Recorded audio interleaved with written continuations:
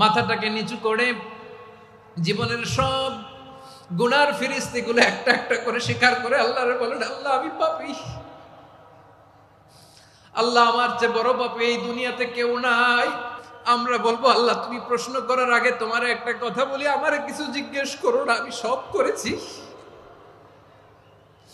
এমন কোন পাপ নাই যে পাপ আমারে দিয়ে হয় নাই। তোমার রহমত দিয়ে তুমি জান্নাতে পাঠাবা, তোমার দয়ায় জান্নাতে যেতে চাই, আমল দিয়ে না। পারবেন বলতে? কিয়ামতের দিন আমরা বলবো, আল্লাহ আমার আমল দিয়ে জান্নাত চাই না, আমি তোমার দয়া দিয়ে জান্নাত চাই। আজকে আমরা যে টপিকটা নিয়ে আলোচনা করব সেটা হচ্ছে, আমরা যে জীবনে বিপদে পড়ি, আমরা বিপদে পড়লে আমাদেরকে উদ্ধার করে কে? আল্লাহ ছাড়া আমাদের বাঁচানোর কেউ আছে? উদ্ধার করার কেউ আছে? রক্ষা করার কেউ আছে? এজন্য বিপদে পড়লে আমরা চাইবো কার কাছে? আমাদের যাই দরকার হোক আমরা ফরিয়াদ করব কার কাছে? নাকি মাজারে যেয়ে চাবেন? মাজারে যেয়ে চাবেন? অনেকে তো মাজারে যেয়ে কপাল ঘষে, আছে না নাই?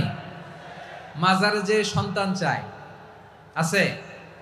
এই এলাকায় নাই, এই এলাকার লোকদের আকীদা খালেস আমি জানি। মাজারে যেয়ে কপাল ঘষে আর সন্তান চায়। আচ্ছা, মাজারে গেলে সন্তান পাওয়া যায়? আচ্ছা, মাজারে না গেলে যদি বাচ্চা না হতো, গরু ছাগলের যে বাচ্চা হয় ওরা কোন মাজারে মানত করে বলেন? কথা কি বুঝতেছেন? এই যে প্রতি বছর গরু ছাগল ভেড়া এগুলো যে বাচ্চা দেয়, এরা কোন মাজারে যে মানত করে? এজন্য চাইতে হবে একজনের কাছে, তিনি কে? আমার প্রিয় পটুয়াখালীবাসী, মাজার জিয়ারত করা সুন্নাহ। আমরা মাজার জিয়ারত করব, আল্লাহ ওয়ালাদের কবরে যাব, আমরা সেখানে যে সালাম দিব, দোয়া করব, নিজের জন্য করব, কবরে শুয়ে থাকা মাইয়েতের জন্য করব, পুরো মুসলিম উম্মার জন্য করব। কিন্তু কবরে যিনি শুয়ে আছে ওই বাবার কাছে সন্তান চাওয়া যাবে? চাকরি চাওয়া যাবে? সফলতা চাওয়া যাবে? সফলতা দেয় কে? সবাই বলেন নাই, আওয়াজ করে বলেন, সফলতা দেওয়ার মালিক কে? এক কথাই রব্বুল আলামিন বলেন, ওয়া ইয়ামসাসকাল্লাহু বিদুররিন ফালা কাশিফা লাহু ইল্লা হু ওয়া ইয়ুরিদকা বিখাইরিন ফালা রাদ্দা লিফাদলি ইউসিবু বিহি মান ইয়াশাউ মিন ইবাদিহি ওয়া হুয়াল গফুরুর রহিম। আল্লাহু আকবার। আল্লাহ বললেন, ওয়া ইয়ামসাসকাল্লাহু বিদুররিন ফালা কাশিফা লাহু ইল্লা হু। আল্লাহ যদি তোমাকে কোনো বিপদ স্পর্শ করায়, আল্লাহ যদি তোমারে কোনো বিপদে ফেলে দেয়, ওই বিপদ থেকে উদ্ধার করার তিনি ছাড়া আর কেউ নাই। জোরে বলেন ঠিক কিনা? তিনি যদি কোনো বিপদে ফেলেন, তিনি ছাড়া বিপদ থেকে উদ্ধার করার কেউ নাই। আর তিনি যদি তোমার প্রতি কোনো অনুগ্রহ করতে চান, ওই অনুগ্রহ ঠেকিয়ে দেওয়ার ক্ষমতাও কারো নাই। আল্লাহ যদি আপনার সফলতা দিতে চায়, পৃথিবীর কোন শক্তি ওই সফলতাকে থামাতে পারে? এজন্য আল্লাহ বললেন, খবরদার, চিন্তা আকীদা খালিস করে নাও। ওয়া ইয়ামসাসকাল্লাহু বিদুররিন ফালা কাশিফা লাহু ইল্লা হু। আল্লাহ বিপদে ফেললে বিপদ থেকে উদ্ধার করার কেউ থাকে না। আর আল্লাহ যদি তোমার প্রতি দয়া দেখাতে চান, অনুগ্রহ করতে চান, ওই অনুগ্রহকে প্রতিরোধ করার মতো ক্ষমতা কারো নাই। তিনি তার বান্দাদের মধ্য থেকে যাকে ইচ্ছা তাকে দেন, যত ইচ্ছা তত দেন। তিনি ক্ষমাশীল, তিনি মেহেরবান। সুবহানাল্লাহ। তিনি ক্ষমাশীল, তিনি মেহেরবান। তাহলে এই আয়াত থেকে আমরা বুঝতে পারলাম, আমরা যদি বিপদে পড়ি আমাদেরকে কেউ বাঁচাতে পারে না। আমার বাবা আমারে বাঁচাতে পারে? হ্যাঁ? আমার মা আমাকে বাঁচাতে পারে? আমার বন্ধু আমারে বাঁচাতে পারে? আমার দলের কর্মী আমাকে বাঁচাতে পারে? আমার পীর সাহেব আমারে বাঁচাতে পারে? আমার পটুয়াখালীর ভাইয়েরা খেয়াল রাখবেন, বাঁচাতে পারে এক মহান সত্তা, উদ্ধার করতে পারে এক মহান সত্তা। চিৎকার করে বলুন, তিনি কে? আবার আল্লাহ বললেন, আম্মাই ইউজিবুল মুত্তাররা ইযা দাআহু ওয়া ইয়াকশিফুস সুআ ওয়া ইয়াজআলুকুম খুলাফাআল আরদ আইলাহুম মা'আল্লাহ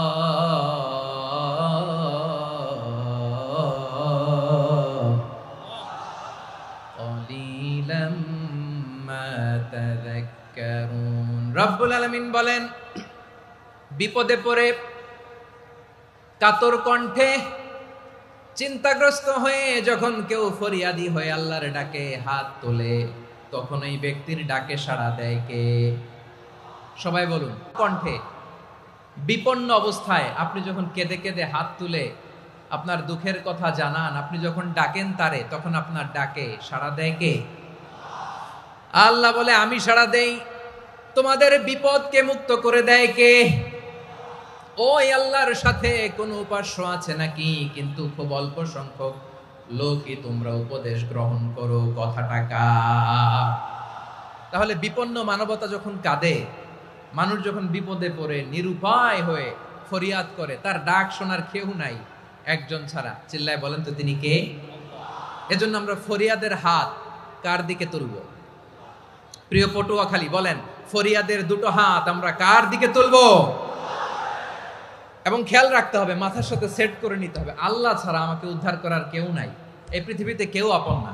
প্রিয় ভাইরা, বিপদে বললে বোঝা যায় কেউ আপন না। আপন শুধু একজন মহান সত্তা, তিনি কে? এটা কি আপনারা খেয়াল রাখতে পারবেন? হ্যাঁ, বিপদে আপদে কেউ আমাদের বাঁচাতে পারে না, তরাতে পারে না, মুক্তি দিতে পারে না, উদ্ধার করতে পারে না, একমাত্র আমার প্রভু ছাড়া, আল্লাহ ছাড়া। চিল্লায় বলেন ঠিক কিনা? এবং প্রিয় পটুয়াখালীর ভাইয়েরা, মাথার সাথে এটা সেট করে নিতে হবে যে আমাদের পুরো জীবনটাই পরীক্ষা। পুরো জীবনটাই কি? The life is a test. পুরো জীবনটাই পরীক্ষা। এই জীবনে বিপদ আসবে, আপদ আসবে, পরীক্ষা আসবে, সবার জীবনে এটা থাকে। এক একজনের পরীক্ষা এক এক রকম। আমার পরীক্ষা একরকম, মাসুদ ভাইয়ের পরীক্ষা একরকম, চৌধুরী সাহেবের পরীক্ষা একরকম, আপনার পরীক্ষা একরকম, ওনার পরীক্ষা আবার আরেক রকম। পুরো পৃথিবীটাই পরীক্ষা ক্ষেত্র, সবাই পরীক্ষা দিচ্ছি, কিন্তু কারো পরীক্ষা প্রশ্নের সাথে কারোটার মিল নাই। সুবহানাল্লাহ পড়বেন না? পুরোটাই পরীক্ষা ক্ষেত্র, সবাই পরীক্ষার্থী, কিন্তু প্রশ্নপত্র একটার সাথে আরেকটা মিলে না। One doesn't match the other. একজনেরটার সাথে আরেকজনেরটা মিলে না। কাউকে আল্লাহ তাআলা ধনী বানিয়ে পরীক্ষা করেন। কি বানিয়ে? কথা কি বুঝতেছেন নাকি কষ্ট হচ্ছে? কষ্ট হচ্ছে আপনাদের? কাউকে আল্লাহ ধনী বানিয়ে পরীক্ষা করেন, আবার কাউকে আল্লাহ তাআলা গরিব বানিয়ে পরীক্ষা করেন, কাউকে আল্লাহ অসুস্থ বানিয়ে পরীক্ষা করেন। কেউ দেখবেন যে দুরারোগ্য ব্যাধিতে আক্রান্ত, ডাক্তার বলেছে আর সময় নাই, দুরারোগ্য ব্যাধি, ক্যান্সার, যার নেই কোনো অ্যান্সার, তার জন্য পরীক্ষা হচ্ছে এই রোগ। আরেক লোক দেখবেন তার আবার রোগ বালাই নাই, মাশাআল্লাহ, তাকে আল্লাহ তাআলা আর্থিক দৈন্যতা, দারিদ্রতা দিয়ে পরীক্ষা করছেন। এরকম আছে না নাই? টাকা পয়সা নাই, দিন আনে দিন খায়, যা আছে তাতে চলে না, এটা তার জন্য পরীক্ষা। আবার আরেক শ্রেণীর লোক দেখবেন তাকে আল্লাহ অসুস্থতাও দেয় নাই, দারিদ্রতাও দেয় নাই, তার দাম্পত্য জীবনের সমস্যা আছে না নাই? স্ত্রী কথা শোনে না, অথবা ছেলে মেয়ে কথা শোনে না। তাহলে পরীক্ষা সবার জীবনে আছে, এক একজনের পরীক্ষাটা এক এক রকম। আল্লাহ তাআলা দেখতে চায় যে এই পরীক্ষার সময় আমরা কিরকম রেসপন্স করি। How to deal with the test, কিভাবে এই বিপদ আপদ পরীক্ষাগুলোকে আমরা হ্যান্ডেল করব, ডিল করব, এটা হচ্ছে আজকের আলোচনার বিষয়। বুঝতে পেরেছেন সবাই আমার প্রিয় ভাইয়েরা? তাহলে পরীক্ষাময় আমাদের জীবন, বিপদ আপদ পরীক্ষা, এটা মানুষের পিছু ছাড়ে না। সবার জীবনে পরীক্ষা আছে। নবীদের জীবনেও পরীক্ষা ছিল। সাহাবারা জিজ্ঞেস করেছেন, ইয়া রাসূলুল্লাহ, আইয়ুন নাসি আশাদ্দু বালাআন ফিদ দুনিয়া, এই দুনিয়ার বুকে কাদের পরীক্ষা সবচেয়ে বেশি? বিশ্বনবী বলেছেন, আল আম্বিয়া। এই পৃথিবীতে সবচেয়ে বেশি পরীক্ষা আল্লাহ তাআলা নিয়ে থাকেন নবীদের। কাদের? নবীদের। সুম্মাল আমসাল ফাল আমসাল, এরপরে নবীদের পরের স্তরে যারা, তাদের পরীক্ষা। এরপরে তাদের পরের স্তরে যারা, তাদের পরীক্ষা। সিদ্দিকিনদের, শুহাদাদের, সালিহিনদের, আল্লাহওয়ালাদের। যার ঈমান যত মজবুত, তার জীবনে পরীক্ষাও তত বেশি। চিল্লায় বলেন ঠিক কিনা? তাহলে মুমিনরা, বিশ্বাসীরা, আমরা কি পরীক্ষা বিপদ আপদে ভয় পাই? হ্যাঁ, বিপদ দেখলে ভয় লাগে আপনাদের? ভয় লাগে? হ্যাঁ, না, মুমিনরা বিপদে ভয় পায় না, তারা হতাশ হয় না, সুবহানাল্লাহ, তারা নিরাশ হয় না। বিশ্বাসীরা হাল ছেড়ে দেয় না, তারা ভরসা রাখে একজনের উপর। চিল্লায় বলতে হবে তিনি কে? কারণ মুমিন জানে The grief isn't permanent.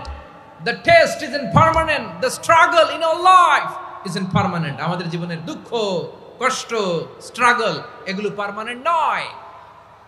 After every difficulties there is an ease. সব কষ্টের পরেই একটা সুখ আছে না নাই? রব্বুল আলামিন বলেন ফাইন্না মাআল উসরি ইউসরা, ইন্না মাআল উসরি ইউসরা।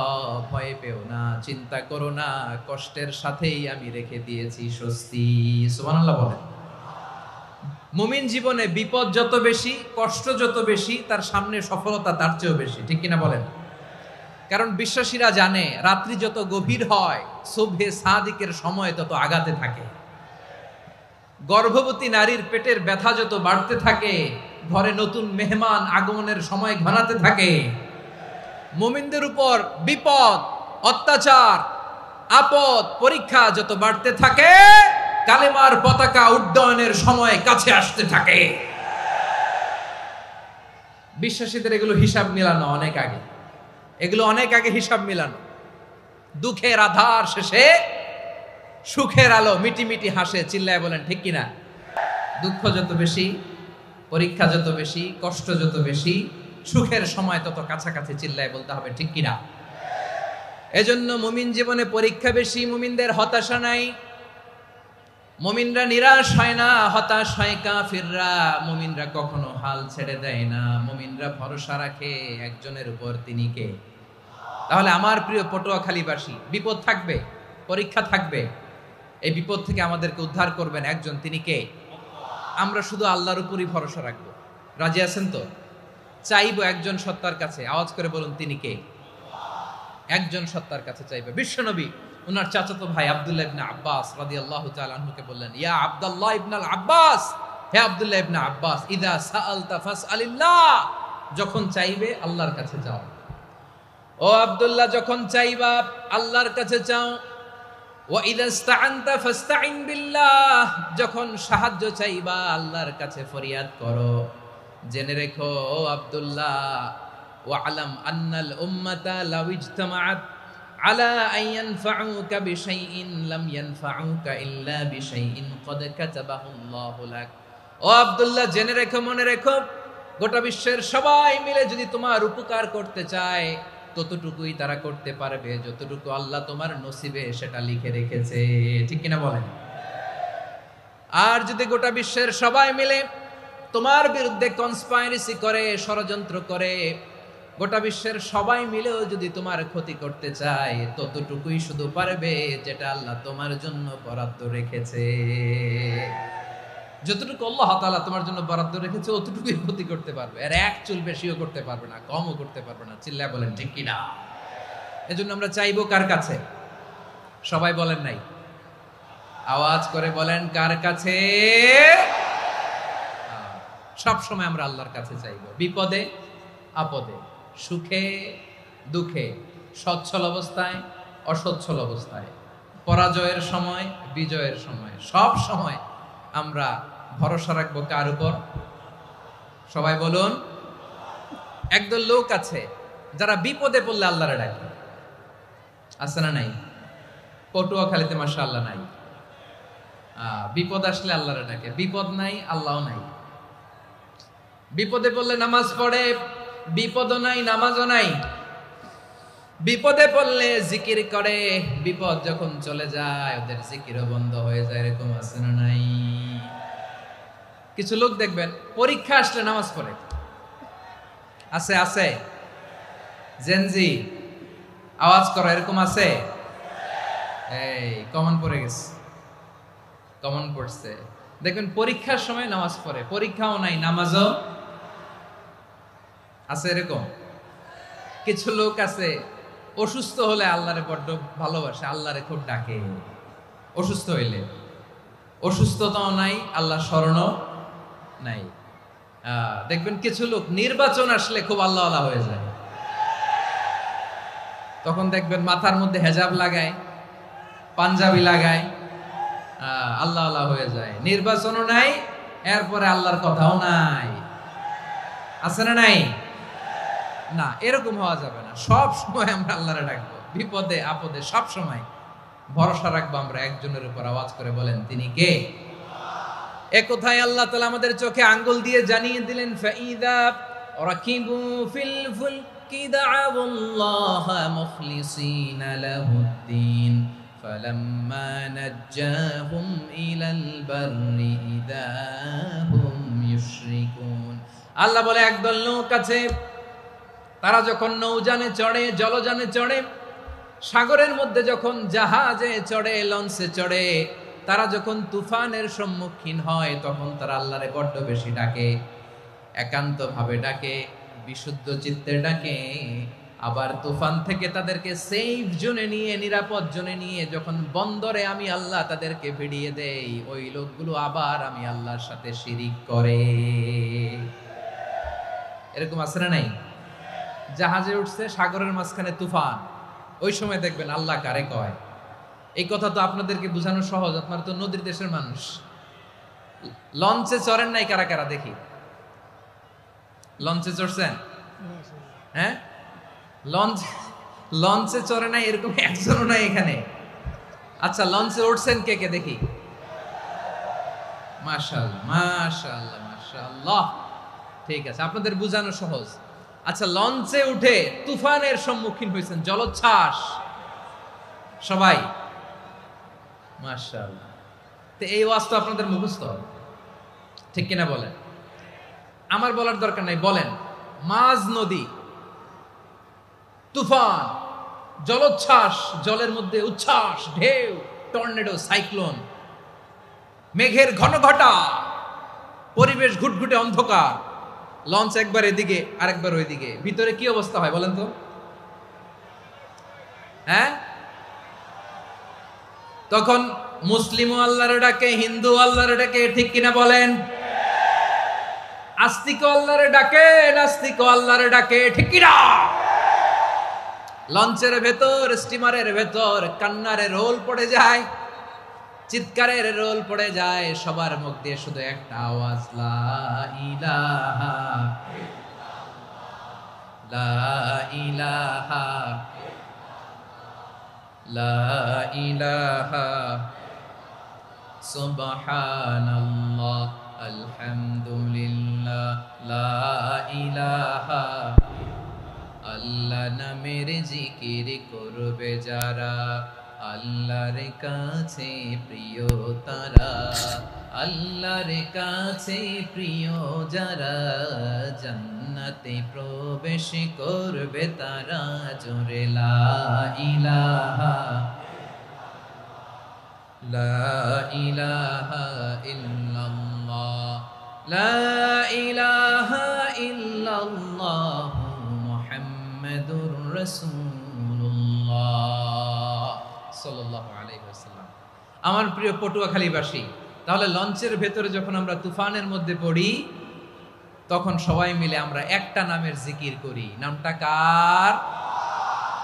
মুসলমানেরাও ডাকে, হিন্দুরাও ডাকে, আস্তিকও ডাকে, নাস্তিকও ডাকে, সবাই ডাকে একজনকে, তিনি কে?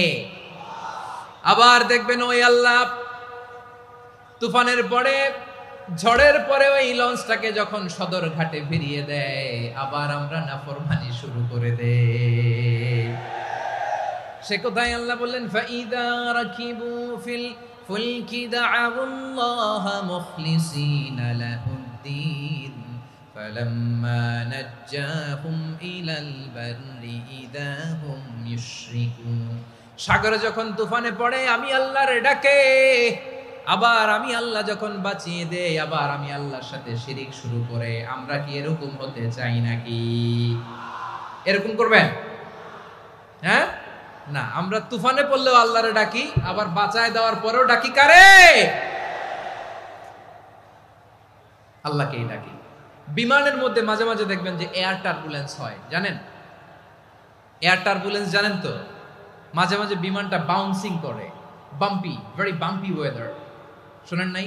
40,000 ফিট উপরে যখন থাকে, তখন পাইলট মাঝে মাঝে বলে, dear passengers, ladies and gentleman, right now we are flying 40,000 feet above the ground and we are passing very air turbulence, very heavy air turbulence right now. Please fasten your seat belt. দেখবেন মাঝে মাঝে বলে যে, ভদ্র মহিলা, ভদ্র মহোদয়গণ, আমরা 40,000 ফিট উপর দিয়ে যাচ্ছি আর এয়ার টার্বুলেন্স ফেস করছি। মেহেরবানি করে আল্লাহর হস্তে সিট বেল্ট বাঁধুন, তখন বিমানটা এরকম বাউন্সিং করে, শেকিং করে। আপনারা মুখোমুখি হয়েছেন? ইদানিং এই এয়ার টার্বুলেন্স বেড়ে গিয়েছে। গত বছর আমার ইন্টারন্যাশনাল অনেকগুলো ফ্লাইট ছিল, তো আমি দেখলাম যে আগের ফ্লাইটগুলোর তুলনায় এখন এয়ার টার্বুলেন্স খুব বেশি। আমি একটু রিসার্চ করে দেখলাম, ক্লাইমেট চেঞ্জের কারণে, জলবায়ু পরিবর্তনের কারণে আকাশের বাতাসের মুভমেন্টে পরিবর্তন হয়েছে, ফলে এখন বিমান শেকিং করে বেশি, বাউন্সিং, বাম্পি ওয়েদার। তো বলেন তো 40,000 ফিট উপরে যখন আপনি, কয় হাজার ফিট? সবাই বলুন কয় হাজার ফিট? 40,000 ফিট উপরে যখন আপনি, তখন যখন বিমানটা এরকম বাউন্সিং করে, সবাই যখন ভমিটিং করে বিমান নষ্ট করে দেয়, বমি করে, তখন বাঁচানোর কে আছে আল্লাহ ছাড়া? কেউ আছে? ওই মুহূর্তেও সবাই মিলে একজনের ডাকে আওয়াজ করে বলেন তিনি কে? মাঝে মাঝে কিছু সোশ্যাল মিডিয়ায় কিছু ভিডিও পাওয়া যায় যে হেভি যখন এয়ার টার্বুলেন্স হয়, 10 সেকেন্ড 15 সেকেন্ডের কিছু ভিডিও পাওয়া যায়, বিমানটা এরকম বাউন্সিং করছে, বাম্পি ওয়েদার, কাঁপছে, মানুষগুলো বমি করছে, অক্সিজেন মাসগুলো সব ঝুলে পড়েছে, বিমানটা শুধু কাঁপছে। তখন দেখবেন বিমানের ভেতরেও এরকম লঞ্চের মতো চিৎকার আছে না নাই? বিমানের ভেতরেও তখন চিৎকার। গত বছর হিথ্রো এয়ারপোর্ট থেকে সিঙ্গাপুর এয়ারলাইন্সের একটা ফ্লাইট, হিথ্রো টু চাঙ্গি, একটা ফ্লাইটে এমন বেশি এয়ার টার্বুলেন্সের শিকার হয়েছিল ওই এয়ারক্রাফটটা, 33 জন যাত্রী সেখানে আহত হয়েছে, একজন যাত্রী নিহত হয়েছে। কেবিন ক্রুজ, এয়ার হোস্টেস যারা আছে, একজনের নাক ফেটে, চোখ ফেটে, কপাল ফেটে, ব্লিডিং হয়ে শয়লা। প্রিয় ভাইরা, ওই 40,000 ফিট উপরে বিমানটা যখন কাঁপবে, তখন আমাদেরকে আল্লাহ ছাড়া আর কেউ বাঁচানোর আছে? এত আসতে বললে হবে? ওই কঠিন মুহূর্তে আমার বাবা আমারে বাঁচাতে পারে, আমার বন্ধু আমারে বাঁচাতে পারে। এই গ্রাউন্ডে, জমিনের বুকে আমার প্রোটোকল, আমার ক্ষমতা, আমার দাম্ভিকতা, কোনো কিছু আমারে বাঁচাতে পারে একজন ছাড়া। চিল্লায় বলতে হবে তিনি কে? সে আল্লাহ বললেন, গোলাম আমি বিপদের সময় ঠিকই তোমাদের বাঁচিয়ে দেই। ওই বিমানের ভেতরে 40,000 ফিট উপরে যখন তোমরা এয়ার টার্বুলেন্সের শিকার হও, তখন নাস্তিকও আল্লাহরে ডাকে, হিন্দু আল্লাহরে ডাকে। জোরে বলেন ঠিক কিনা? আবার বিমানটা যখন শান্ত হয়ে যায়, একটু পরেই বিমানের স্ক্রিনের মধ্যে হিন্দি সিনেমা খোঁজে। বিমানের স্ক্রিনে কিন্তু বিশাল ওখানে আফলাম ফিল্মের একেবারে বোঝাই করা। বিমানটা শান্ত হলে আবার হিন্দি সিনেমা দেখা শুরু করে। একটু আগে ডাকছিল কারে? দেখবেন বাংলাদেশে আমাদের ক্রিকেটাররা যখন অন্য কোনো দেশের সাথে খেলে, অনেক সময় এমন হয়, বল বাকি একটা, রান দরকার 6টা। বল বাকি কয়টা? পটুয়াখালী বোঝে নাই বোধহয়। বল বাকি কয়টা? রান দরকার। আপনি দেখবেন ক্যামেরাম্যান তখন গ্যালারিতে খালি দেখায় দর্শকদের যে কি অস্থিরতা। হিপ হপ স্টাইলের মেয়েটা, যে মেয়েটার ওড়না এতক্ষণ ছিল গলায়, এতক্ষণ কই ছিল, ওই মেয়েটা দেখবেন ওড়নাটা টেনে মাথায় দিয়ে এরকম মুনাজাত ধরতেছে, আল্লাহ আল্লাহ, একটা সক্কা, আল্লাহ আল্লাহ, আমার লাল সবুজের পতাকারে তুমি অপমানিত কইরো না আল্লাহ, ইন্ডিয়ার সাথে আমাদের খেলা, আল্লাহ আল্লাহ, একটা সক্কা, একটা। পুরো খেলা জুড়ে এই মেয়ের ওড়না ছিল গলায়, কিন্তু যখন 1 বলে 6 রান দরকার, ওড়না চলে আসছে কোথায়? মাথায়। আবার মুনাজাত আছে না নাই? ঠিকই বাংলাদেশের দামাল ছেলে এমন এক শট মারলো, বল চলে গেল স্টেডিয়ামের বাইরে, ছক্কা, জিতে গেলাম আমরা। পুরো স্টেডিয়াম জুড়ে চিৎকার, হই হুল্লোর, মৌজ মাস্তি। যেই মেয়েটা মাথার মধ্যে ওড়না দিয়ে এতক্ষণ সুবহানাল্লাহ সুবহানাল্লাহ বলে আল্লাহর কাছে দোয়া করেছে, ওই মেয়ে এখন আবার ওড়না ফেলে দিয়ে নাচা শুরু করে দিয়েছে। তাহলে আল্লাহর ভয়, আল্লাহর প্রতি আস্থা, বিশ্বাস, ভালোবাসা, এটা কি ক্ষণিকের জন্য? মানে আমার যখন লাগবে তখন আল্লাহরে ইউজ করবো নাকি? হ্যাঁ, বিপদে আপদে, সুখের সময় দুঃখের সময়, সচ্ছল অসচ্ছল অবস্থায় বিশ্বাসীরা ভরসা রাখে একজনের উপর। চিৎকার করে বলো, পটুয়াখালী তিনি কে? সে আল্লাহ বললেন, গোলাম মনে করো না জাহাজ থেকে সদরঘাটে ভিড়িয়ে দিলাম, তুমি নিরাপদ হয়ে গেছো। মনে করো না 40,000 ফিট থেকে সেফ ল্যান্ডিং এর পরে এয়ারপোর্টে নেমে গেলেই তুমি নিরাপদ হয়ে গেছো। ও মিয়া, বিপদ কি শুধু সাগরে আর আকাশে? ঘরের ভেতরও বিপদ আসতে পারে কি পারে না? এজন্য সূরা মুলক আল্লাহ বললেন, আমিনতুম মান ফিস সামাই আন ইয়াখসিফা বিকুমুল আরদা ফাইযা হিয়া তামুর। তোমরা কি ভাবছো তোমরা নিরাপদ? সাগরের মধ্যে তুফান, আল্লাহ আল্লাহ ডাকলাম, সদরঘাটে যেয়ে পড়ছি, পয়সা গেছেন তো আপনি। আর পাবে আপনারে আল্লাহ? আল্লাহরে তো সাগরের মাঝখানে তো আল্লাহ আপনারে পাইছিল, আর তো পাবে না। আর পাবে আপনারে? আর আল্লাহ ধরতে পারবে আপনারে? ঘরের ভেতরও বিপদ দিয়ে আটকাতে পারে কে? 5 স্টার 7 স্টার হোটেলের ভেতরও আমাকে বিপদের মধ্যে ফেলে দিতে পারেন কে? আল্লাহ বললেন, তোমরা কি ভেবেছো তোমরা নিরাপদ? আমি চাইলে ল্যান্ডস্লাইডস, ভূমি ধস দিয়ে 1 লক্ষ 1 মুহূর্তে নিয়ে যেতে পারি। এক সুনামি দিয়ে থাপ্পড় মেরে 3 লক্ষ সাগরের ভেতরে ঢুকায় দিতে পারি। 1 সেকেন্ডও লাগে না আমার।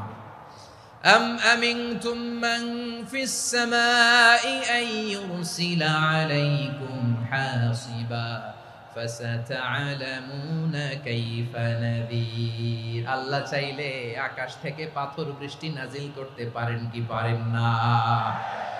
এই মুহূর্তে এখানে ভূমিকম্প দিতে পারেন কি পারেন না? আচ্ছা, ভূমিকম্প যখন হয় আমাদের কারো হুঁশ থাকে? আপনি মনে করছেন আমরা সাধারণ মানুষ, আমরা দৌড় দেই, আর প্রেসিডেন্ট প্রধানমন্ত্রী ওনারা বুঝি খাটে শুয়ে থাকে? কথা বুঝে নাই বোধহয়। ভূমিকম্প, আর্থকোয়েক যদি হয়, বাঁচার জন্য আমরা কি করি? হয় খাটের তলায়, ডাইনিং টেবিলের নিচে, উপরে শক্ত কিছু আছে এটার নিচে, অথবা ঘর থুইয়া দেও দৌড়। তো প্রধানমন্ত্রী উনি কি করে? প্রেসিডেন্ট উনি কি করে? হ্যাঁ, উনি খাটের মধ্যে যে শুয়ে থাকে নাকি? উনিও দৌড়, সাধারণ মানুষও দৌড়, প্রধানমন্ত্রীও দৌড়, বাড়িওয়ালাও দৌড়, ভাড়াটিয়াও দৌড়, সবাই দৌড়। নাকি ভাড়াটিয়ারা বাড়ি থুইয়া দৌড়, বাড়িওয়ালারা আর বেরোয় না? এরকম না। তাহলে যে কোনো মুহূর্তে ভূমিকম্প দিয়ে নাস্তানাবুদ করতে পারে কে? আমার প্রিয় ভাইয়েরা, আমরা নিরাপদ নই, আমরা তার দয়ায় বেঁচে আছি। কার দয়ায়? এজন্য আল্লাহ বললেন, গোলাম, যে কোনো মুহূর্তে বিপদ দিয়ে তোমাদেরকে নাস্তানাবুদ করতে পারি। বিশ্বাসী বলে যদি নিজেকে দাবি করো, সব সময় ডাকতে হবে একজন সত্তাকে। বলেন তিনি কে? এই কথা ক্লিয়ার? এই সবগুলো উদাহরণ শেষে সবার কাছে ক্লিয়ার হয়েছে না যে বিপদ থেকে, আপদ থেকে, পরীক্ষা থেকে, ক্যালামিটি থেকে আমাদেরকে কেউ বাঁচাতে পারে না একজন সত্তা ছাড়া। আবারও বলেন তো তিনি কে?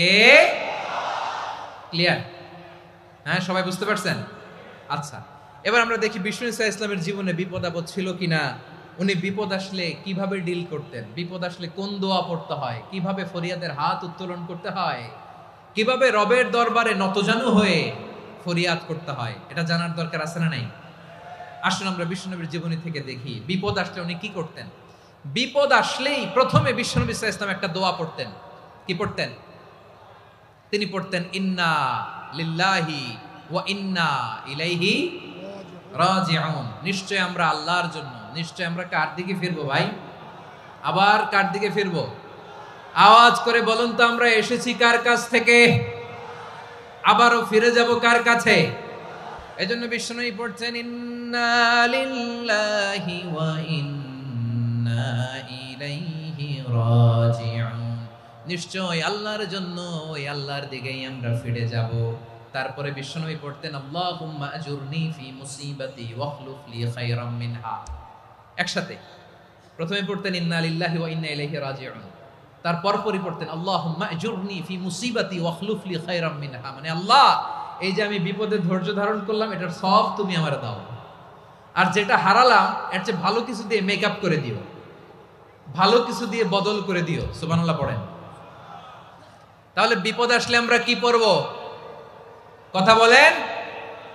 এই যে আমি শুয়েছিলাম, নাশিদ গাচ্ছিল ওরা, এদেশে পরস্পরে দেখা হলে দেয় সালাম, এদেশে আমজনতার হৃদয় জুড়ে পাকালাম, এদেশে বিপদ এলে সর্বজনে সর্বক্ষণে দোয়া পড়ে ইন্না লিল্লাহ। কি পড়ে?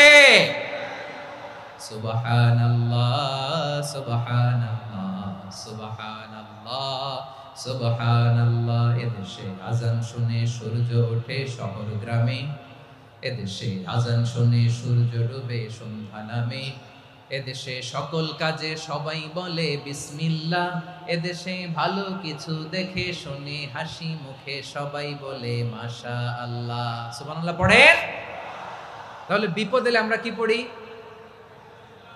কথা বুঝলে সবাই উত্তর দিতে হবে। বিপদ এলে কি পড়ি? তাহলে বিপদ এলেই আমরা এখন থেকে ইন্না লিল্লাহ পড়বো, নাকি হাই হুতাশ করবেন? একদল আছে হাই হুতাশ করে, হায় আল্লাহ রে মোর কি হইল রে, মুই কি হরমু রে, মুই কমবে জামু রে, আছে না নাই? এরকম বিলাপ করতে নিষেধ করেছেন বিশ্বনবী। কি করব, কই যাব, কি হবে, হায় হায়, এরকম হাহুতাশ আছে না নাই? বিশ্বাসীরা হাহুতাশ করে না, তারা ইন্না লিল্লাহ পড়ে। কি পড়ে মনে থাকবে? আমরা পড়বো ইন্না লিল্লাহি ওয়া ইন্না ইলাইহি রাজিউন। নিশ্চয়ই আমরা আল্লাহর জন্য, আমরা আল্লাহর দিকেই ফিরে যাব। এরপর পড়বো আল্লাহুম্মা আজুরনি ফি মুসিবাতি ওয়াখলুফ লি খায়রাম মিনহা। আল্লাহ, আমি যে বিপদে ধৈর্য ধারণ করলাম এটার সওয়াব দিও, আর যা হারালাম তার চেয়ে ভালো কিছু দিয়ে বদল করে দিও। সুবহানাল্লাহ পড়েন। বিশ্বনবীর হাদিস শুনলেন উম্মে সালামা রাদিয়াল্লাহু তাআলা আনহা। ওনার স্বামী হলো আবু সালামা। মজার ঘটনা খেয়াল করে শুনেন আমার প্রিয় কলিজার টুকরা ভাইয়েরা। কানগুলো খরগোশের কানের মতো খাড়া করে আমার দিকে তাকান। সাইয়্যিদাতুনা উম্মে সালামা রাদিয়াল্লাহু তাআলা আনহা, ওনার স্বামীর নাম আবু সালামা। শ্রেষ্ঠ দম্পতি, শ্রেষ্ঠ ফ্যামিলি। প্রথমে হিজরত করেছিলেন হাবাসায়, পরে হিজরত করেছেন মদিনায়। উহুদ যুদ্ধের পরে ওনার স্বামী আবু সালামা ইন্তেকাল করলো, শহীদ হলো। সুবহানাল্লাহ পড়েন। যখন আবু সালামা ইন্তেকাল করলো, উম্মে সালামা রাদিয়াল্লাহু তাআলা আনহা কেঁদে কেঁদে হয়রান। আর নবীর শিখানো বাণী অনুযায়ী তিনি বারবার পড়ছিলেন ইন্না লিল্লাহ। কি পড়ছিলেন? জামু কি হরমু এগুলো বলে নেই, কি বলছে? ইন্না লিল্লাহ। যেহেতু বিশ্বনবী বলেছেন কেউ যদি বিপদের প্রথম ধাক্কায় পড়ে ইন্না লিল্লাহি ওয়া ইন্না ইলাইহি রাজিউন, আল্লাহুম্মা আজুরনি ফি মুসিবাতি ওয়াখলুফ লি খায়রাম মিনহা, তাহলে এই বিপদে যে সে যা হারালো তার চেয়ে শ্রেষ্ঠ কিছু দিয়ে আল্লাহ তার বদল দিয়ে দিবে। এই হাদিস শুনে উম্মে সালামা রাদিয়াল্লাহু তাআলা আনহা ওনার প্রাণ প্রিয় স্বামী আবু সালামার ইন্তেকালের পরে চোখের পানি ছাড়ে আর পড়ে ইন্না লিল্লাহি ওয়া ইন্না ইলাইহি রাজিউন, আল্লাহুম্মা আজুরনি ফি মুসিবাতি ওয়াখলুফ লি খায়রাম মিনহা। বারবার এই দোয়া পড়ে চোখের পানি ছাড়ে, এই দোয়া পড়ে চোখের পানি ছাড়ে, আর মনে মনে বলে আবু সালামার মতো ভালো মানুষ মদিনাতে নাই, আবু সালামার চেয়েও ভালো মানুষ মদিনাতে নাই, তার চেয়ে ভালো মানুষ কি করে আল্লাহ তাআলা আমারে দিবে, তার চেয়ে ভালো মানুষ তো আমি মদিনাতে দেখি না। চোখের পানি দিয়ে বুক ভাসায় আর নবীর হাদিসের উপর আমল করে পড়ে ইন্না লিল্লাহি ওয়া ইন্না ইলাইহি রাজিউন, ইন্না লিল্লাহি ওয়া ইন্না ইলাইহি রাজিউন। পড়তে পড়তে চোখের পানি ছাড়ে আর চিন্তা করে বিশ্বনবী বললেন এই দোয়া পড়লে যেটা হারালাম তার চেয়ে ভালো কিছু দিয়ে আল্লাহ পুরস্কার দেয়। আবু সালামার চেয়ে ভালো মানুষ মদিনার মধ্যে আর কে হতে পারে? কি আজীব তামাশা, কি অবাক করা ঘটনা।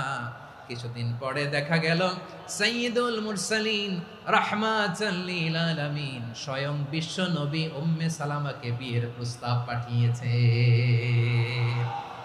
স্বয়ং বিশ্ব নবী উম্মে সালামা রাদিয়াল্লাহু তাআলা আনহাকে বিয়ের প্রস্তাব পাঠিয়েছেন। উনি রাজি হয়ে গেলেন, বিয়ে হয়ে গেল, উনি হয়ে গেলেন উম্মুল মুমিনিন, আমাদের মা, পুরো মুসলিম উম্মার মা। চিৎকার করে বলেন আল্লাহু আকবার। তাহলে আমার প্রাণপ্রিয় ভাইয়েরা, বিপদে পড়লে আমরা পড়বো ইন্না লিল্লাহি ওয়া ইন্না ইলাইহি রাজিউন, আল্লাহুম্মা আজুরনি ফি মুসিবাতি ওয়াখলুফ লি খায়রাম মিনহা। পড়বেন? পড়বেন না? যারা যারা বিপদ আসলে এই দোয়াটা পড়বেন এখন থেকে আওয়াজ করে ইনশাআল্লাহ বলেন। যা হারাইছেন তার চেয়ে শ্রেষ্ঠ জিনিস দিয়ে বদলা দিবে কে? বিশ্বাস হয়? একটু সন্দেহ লাগে মনে হয়, একটু সন্দেহ সন্দেহ আছে? যাদের বিশ্বাস হবে তাদের কি আল্লাহ উত্তম বদলা দিবে, ঠিক কিনা বলেন? তাহলে বিপদে পড়লেই প্রথমে আমরা এটা পড়ব। দোয়াগুলো যদি এখন মুখস্থ না হয়, এই যে রেকর্ডিং হচ্ছে পেয়ে যাবেন, কালকেই পেয়ে যাবেন, শুনে শুনে মুখস্থ করবেন। আমার মায়েরা, আমার বোনেরা, আপনাদের জন্য 3টি মাঠের অ্যারেঞ্জমেন্ট করা হয়েছে, আমি জানি। আপনারাও এই দোয়াগুলো পড়বেন, আপনার স্বামীকে শেখাবেন, সন্তানকে শেখাবেন, আপনার পুরো পরিবারটাকে জান্নাতের টুকরো বানিয়ে দিবে কে? তাহলে বিপদ আসলে প্রথমে কি পড়তে হবে এটা জেনে গেলাম। এরপরে বিপদ আসলে নিজেকে কি করে আল্লাহর কাছে সঁপে দিতে হয় এটাও জানার দরকার আছে না নাই? বিপদে প্রথমে ইন্নালিল্লাহ পড়লাম, ধৈর্য ধারণ করলাম, বিপদ থেকে উদ্ধারের সর্বোচ্চ চেষ্টা করলাম। আমার কাজ যখন শেষ তখন আমি আমার এই বিষয়টা আল্লাহর কাছে সঁপে দিব। কার কাছে সুপর্দ করব? কার কাছে? বিপদে বললে কেমন করে নিজেকে আল্লাহর কাছে সঁপে দিতে হয়, আসুন সাইয়েদনা ইব্রাহিম আলাইহিস সালামের জীবনী থেকে জানি।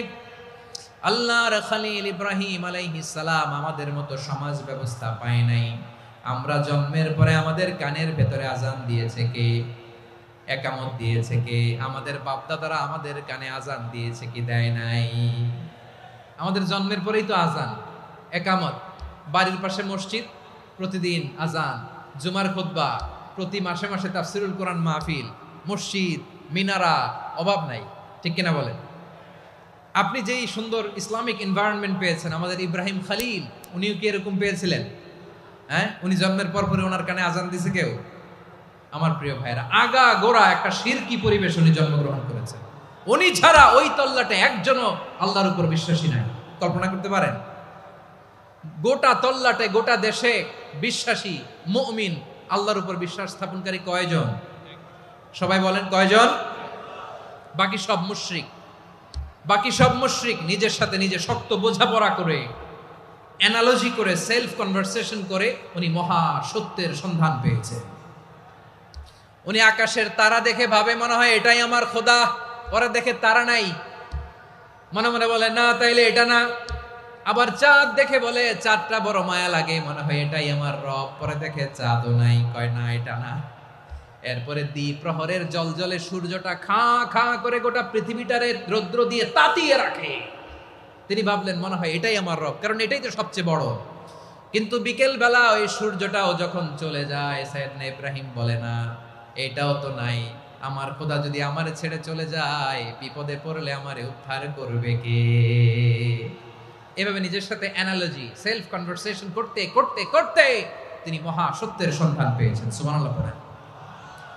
সব শেষে তিনি ডিসিশন নিয়ে ঘোষণা দিলেন, ইন্নী ওয়াজ্জাহাতু ওয়াজহিয়া লিল্লাযী ফাতারাস সামাওয়াতি ওয়াল আরদা হানিফান ওয়া মা আনা মিনাল মুশরিকিন।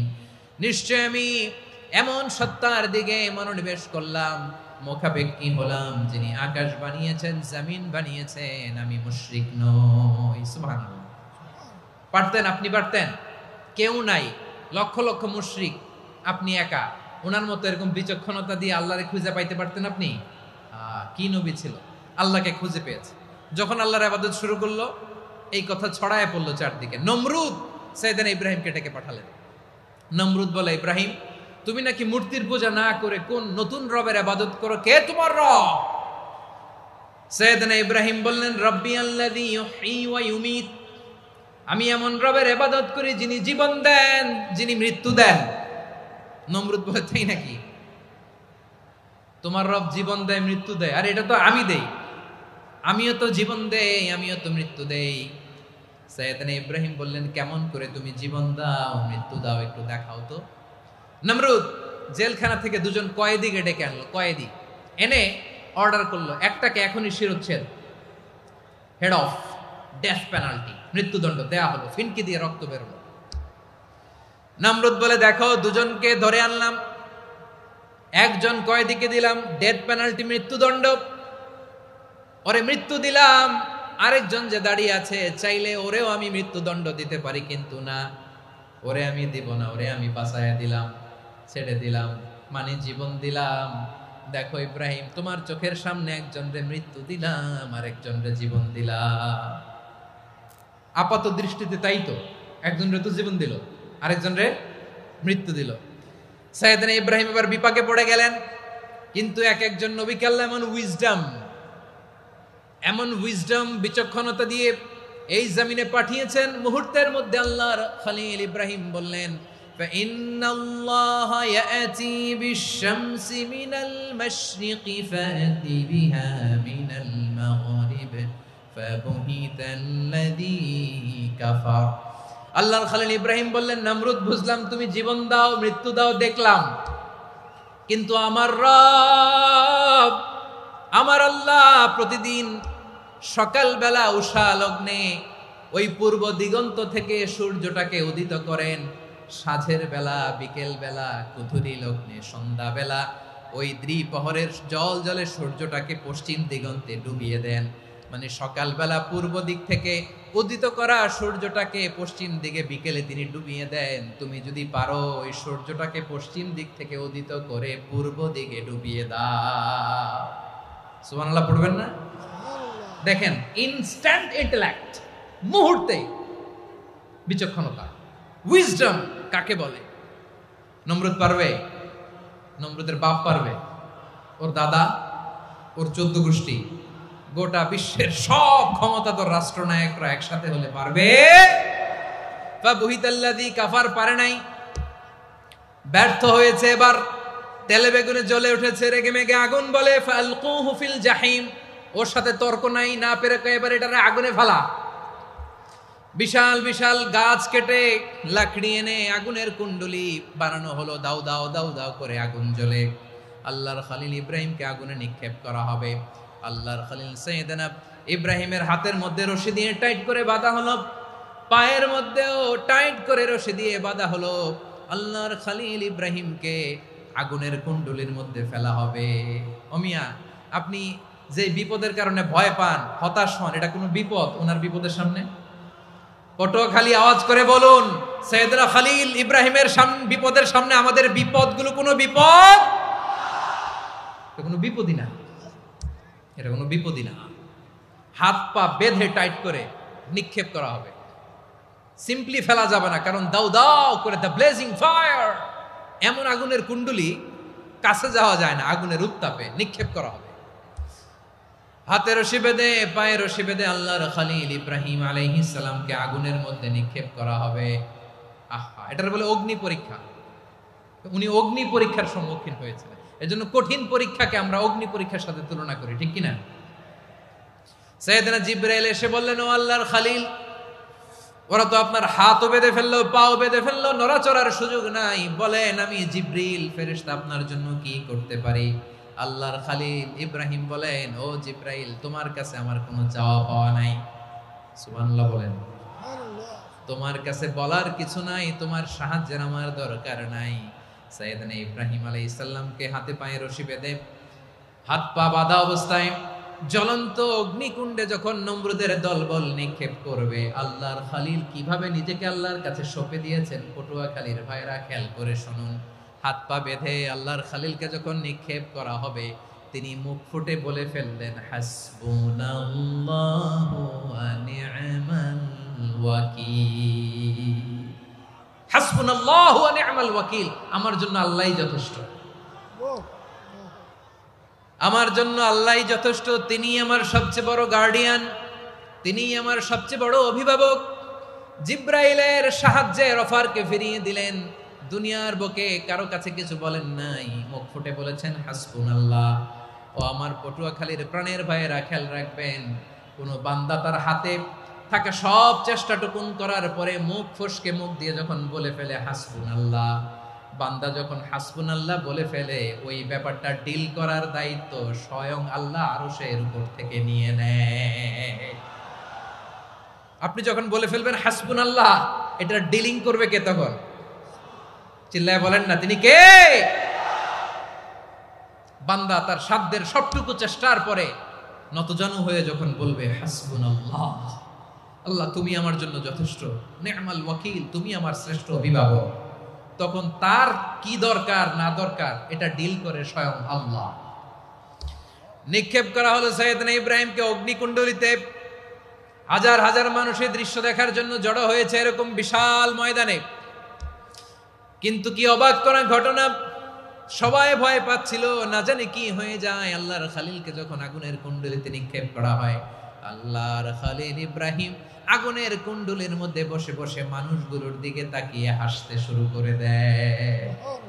কারণ আকাশ থেকে রব্বুল আলামিন স্পেশাল ভার্ডিক্ট নাজিল করেছেন, স্পেশাল হুকুম জারি করেছেন, কুলনা ইয়া নারু কুনি বারদান ওয়া সালামান আলা ইব্রাহিম। ও আগুন, খবরদার, সৃষ্টির শুরু থেকে তোকে একটা ধর্ম আমি বাতলে দিয়েছিলাম, তোর ধর্ম আগুনের ধর্ম হলো যা পাবে জ্বালিয়ে সারখার করবে।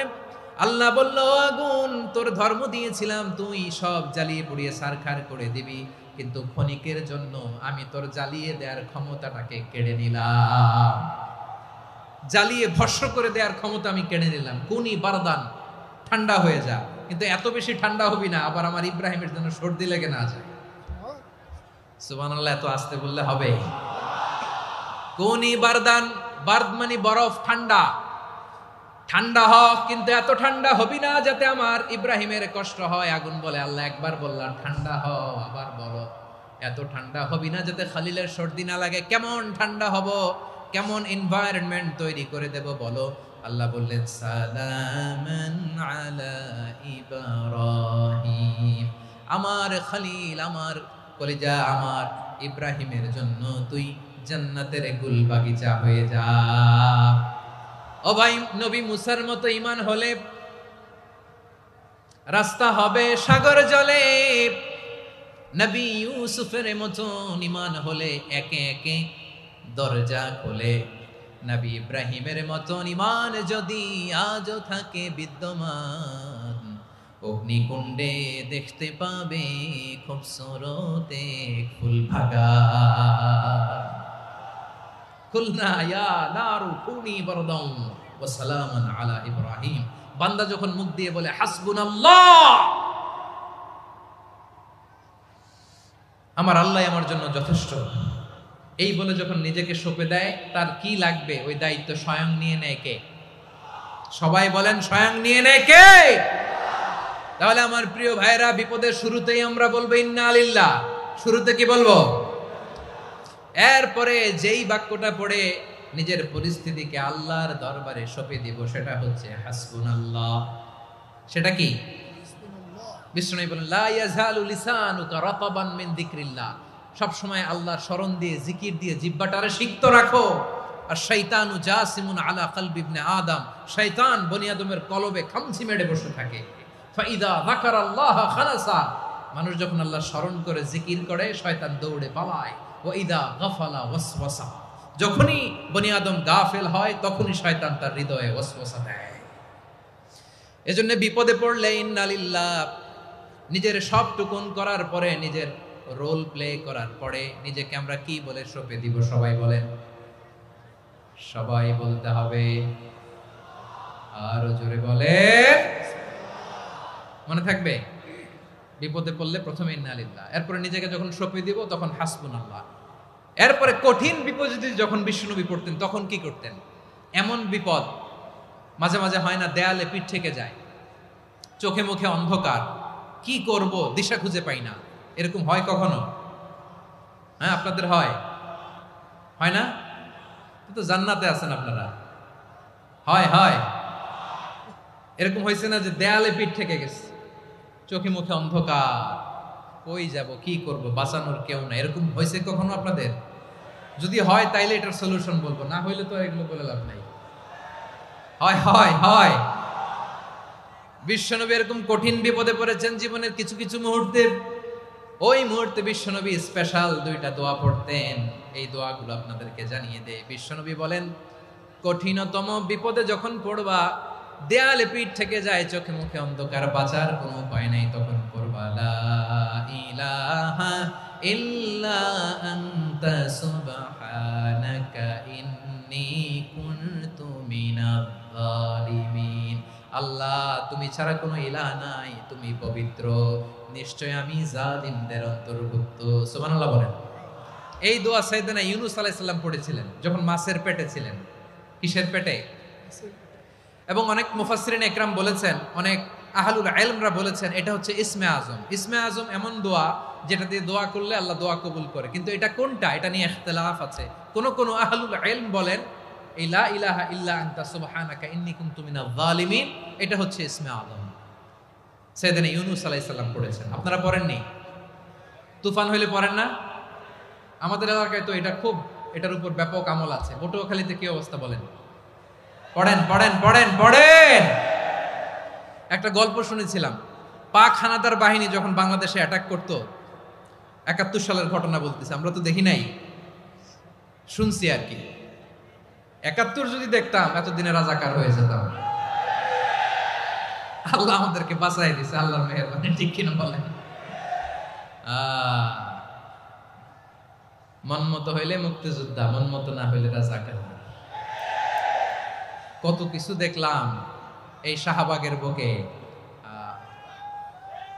আল্লাহ, 71 সালে দেখি নাই, আমরা শুনেছি পাক হানাদার বাহিনী জিজ্ঞেস করত মুসলিম না অমুসলিম চেক করার জন্য, বলতো কালেমা বল, কালেমা বাতাও। তো যারা কালেমা বলতে পারতো পাকিস্তানি বাহিনী নাকি ওদেরকে ছেড়ে দিত, শুনেছি।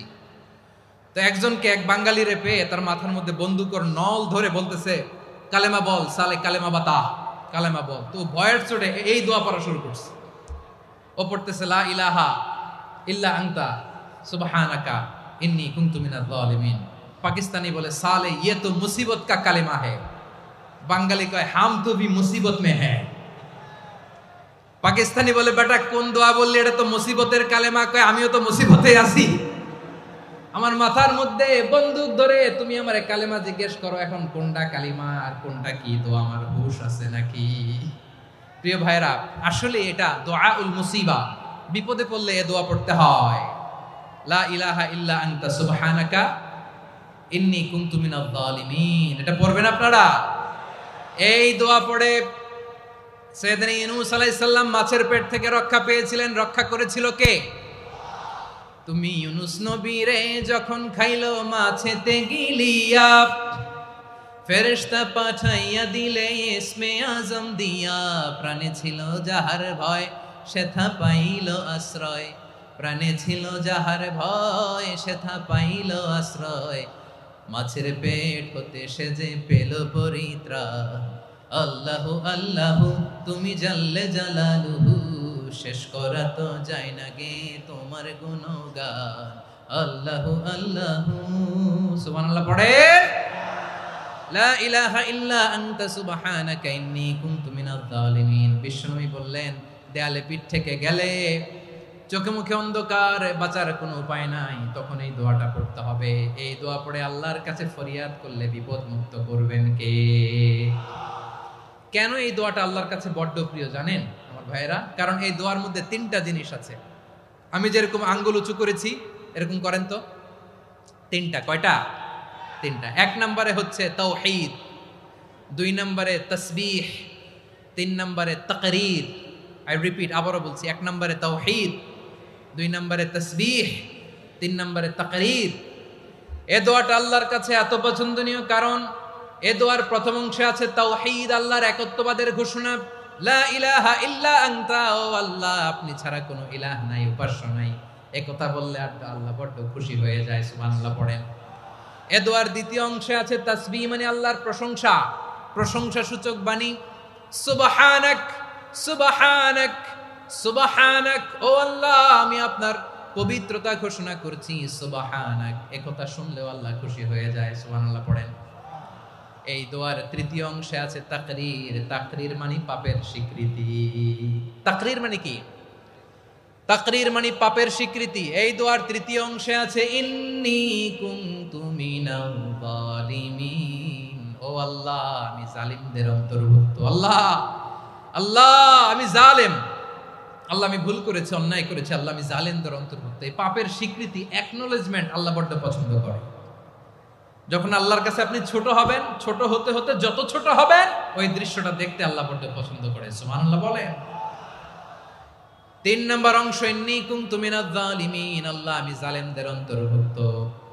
সাইয়েদনা আদম আলাইহিস সালাম ভুল করে যখন নিষিদ্ধ গাছের ফুল খেয়ে ফেললেন, ফল খেয়ে ফেললেন, আল্লাহ বললেন আদম ক্ষমা পেতে চাইলে তুমি আর হাওয়া মিলে স্বীকৃতি দাও, পাপের স্বীকৃতি আর পড়ো রব্বানা যালামনা আনফুসানা ওয়া ইল্লাম তাগফির লানা ওয়া তারহামনা লানাকুনান্না মিনাল খাসিরিন। ও আল্লাহ আমি আদম আর হাওয়া যালামনা আনফুসানা, আমরা আমাদের নফসের উপর বড্ড জুলুম করেছি। আল্লাহ ওয়া ইল্লাম তাগফির লানা ওয়া তারহামনা, আপনি যদি ক্ষমা না করেন, আপনি যদি দয়া পরবশ না হন, আপনি যদি রহম না করেন, আমরা তো ক্ষতিগ্রস্তদের মধ্যে শামিল হয়ে যাব। এই দোয়া করার সাথে সাথে সাইয়েদনা আদম আর হাওয়া আলাইহিস সালামকে ক্ষমা করে দিলেন কে? তাহলে এই দোয়ার 3 নম্বর অংশ তাকরীর, এটা আল্লাহ বড্ড পছন্দ করে। আমার কলিজার টুকরা ভাইয়েরা, গুনাহ করে শিকার যেতে হবে, এটা আল্লাহ ভালোবাসেন। সাইয়েদনা আবু বকর রাদিয়াল্লাহু তাআলা আনহু বিষ্ণু ইসা ইসলামকে বললেন, ইয়া রাসূলুল্লাহ আল্লিমনি দুআআন আদউ বিহি ফি সলাতি। নবী হে, আপনি আমার এমন একটা স্পেশাল দোয়া শিখায়া দেন যে দোয়াটা আমি নামাজে পড়ব।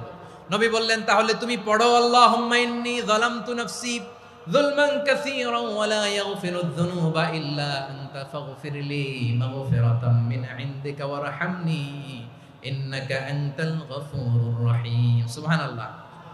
সালাম ফিরানোর আগে পড়েন, কথা কয় না, পড়েন পড়েন।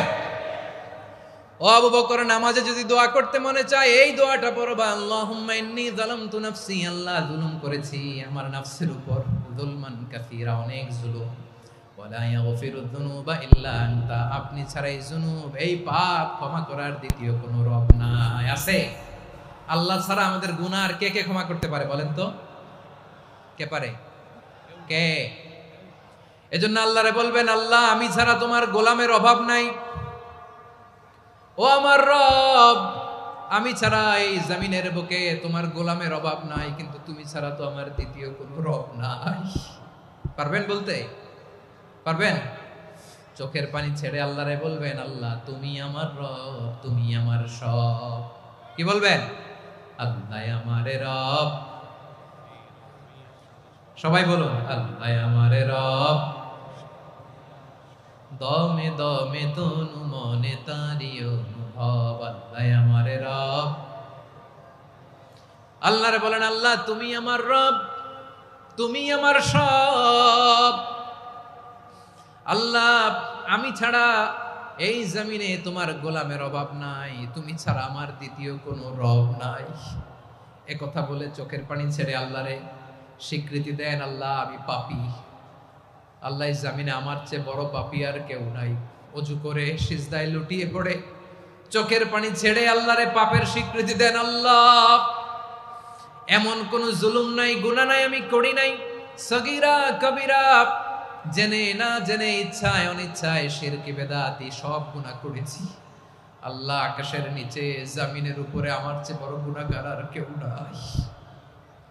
চোখের পানি ছেড়ে আল্লাহরে বলেন, আল্লাহ আমি ছাড়া তোমার গোলামের অভাব নাই, তুমি ছাড়া আমার দ্বিতীয় কোনো রব নাই, তুমি ছাড়া তো কেউ আমার গুনাহ ক্ষমা করার নাই, তুমি আমার রব, তুমি আমার সব। বলতে পারবেন?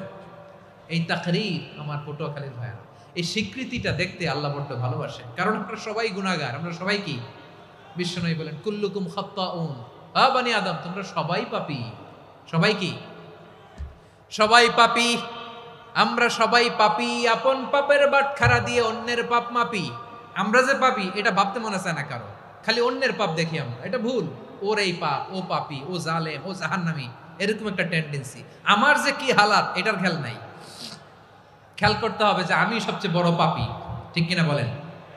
পাপ করি নাই এমন কেউ আছি? হ্যাঁ আছি, আছি। কেউ না জানলেও জানে কে আমার পাপের ঘটনা? পৃথিবী না জানুক আমি তো জানি, আমি কি পাপ করেছি হায়। ও আমার কলিজার টুকরা ভাইরা, মাথাটাকে নিচু করে জীবনের সব গুনার ফিরিস্তিগুলো একটা একটা করে স্বীকার করে আল্লাহরে বলেন, আল্লাহ আমি পাপী, আল্লাহ আমার চেয়ে বড় পাপী এই দুনিয়াতে কেউ নাই, আকাশের নিচে জমিনের উপরে আমার চেয়ে বড় পাপী কেউ নাই। একটা একটা করে আল্লাহ স্বীকার করি আমি পাপী, সব পাপের স্বীকৃতি দিলাম। পৃথিবী না জানুক আমি তো জানি, আমি কি পাপ করেছি হায়। আমার পাপের করলে বিচার, বাঁচার আমার নাই উপায়।